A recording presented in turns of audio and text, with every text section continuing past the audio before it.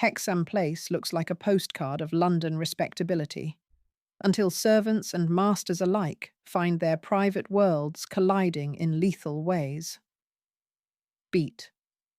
Welcome to Ruth Rendell's The Saint Zita Society, a thriller where social comedy and slow-burn menace walk hand in hand. Life beneath the porticoed houses. Imagine a crescent of grand Georgian homes near St. Peter's Square, London, their pristine facades hiding a humming subculture of cook-housekeepers, nannies, gardeners, and drivers. Beat. These employees form the Saint Zita Society, named after the patron saint of domestic servants, to swap favours and gossip during tea breaks. Their informal chair is the gentle but watchful cleaner, Mona, while their brash lightning rod is Dex, the chauffeur with movie star dreams. Beat. Above them live the homeowners, the fragile socialite Lady Kelsey, the wealthy but inattentive Mindle family, aging eccentric Harriet, and the self-important religious pundit George Chaworth. Each household carries a furtive itch, an affair, a pill habit, a craving for control that seeps through walls to the basement flats. Beat. Rendell paints the street as a modern upstairs-downstairs aquarium, letting us study how proximity breeds both solidarity and resentment. Over cups of tea and covert text chains, the servants cultivate a emphasis micro-society, one that vows to look after its own when the employer's kindness proves fickle. Power games and moral blindness. Beneath the village green politeness, power tilts subtly back and forth. Dex borrows Lady Kelsey's luxury car for nocturnal joyrides, convinced that his suave grin can erase any trace. Beat. Cleaner Mona, meanwhile, preserves secrets that would topple reputations, like Harriet's hoarded diaries and the Chaworth children's neglected bruises, yet accepts silence as payment. The elderly gardener, Rabia, a devout Muslim widow, endures casual slights from George's wife, yet she is the one who keeps the household alive with her green thumb. Beat. Rendell exposes how the privileged often drift into moral sleepwalking. They forget that servants possess the keys, schedules, and passwords that reveal everything. The Saint Zita Society's meetings turn from social to strategic as Dex pushes an idea. Why not leverage their collective knowledge for protective compensation? Mona senses the danger, but peer pressure and the thrill of agency lure others toward a quiet rebellion. Beat.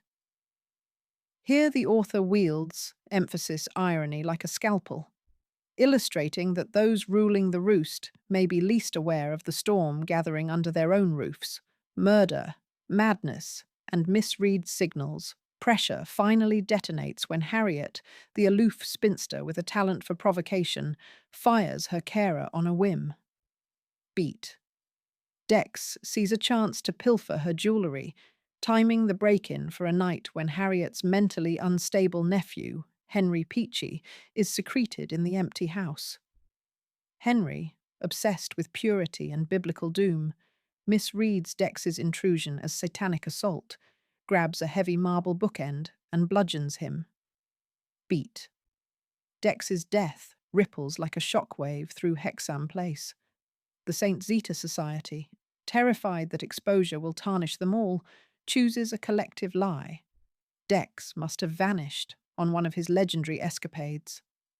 As Henry's grip on reality frays, he stalks other residents, eager to purge additional evil. Meanwhile, Mona uncovers Harriet's diaries describing an old, unsolved child accident that could explain Henry's psychosis, knowledge that might either save lives or destroy reputations.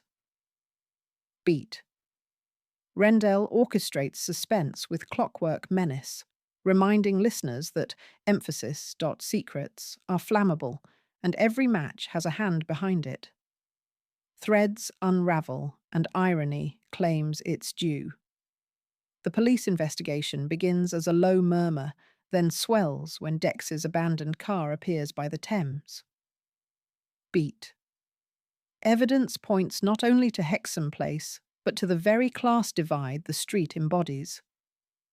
Henry's erratic wanderings end in Harriet's drawing room, where he confronts his aunt for the childhood negligence he thinks damned him. A second fatal struggle ensues, this time overheard by baby monitor in the Mindle nursery. Technology the wealthy install to reassure themselves, now bearing witness against them. Beat. Harriet dies. Henry is arrested, muttering about angels.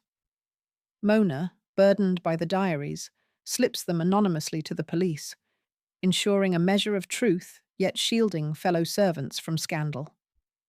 The Saint Zita Society dissolves, its members disperse to new jobs, carrying the memory of how close they came to complicity. Above stairs, owners decide to reset with fresh staff, failing to see that the system itself invited disaster. Beat. In the final pages, Rendell lets emphasis, justice, arrive dressed as coincidence, leaving listeners to ponder whether any moral order exists outside human imagination.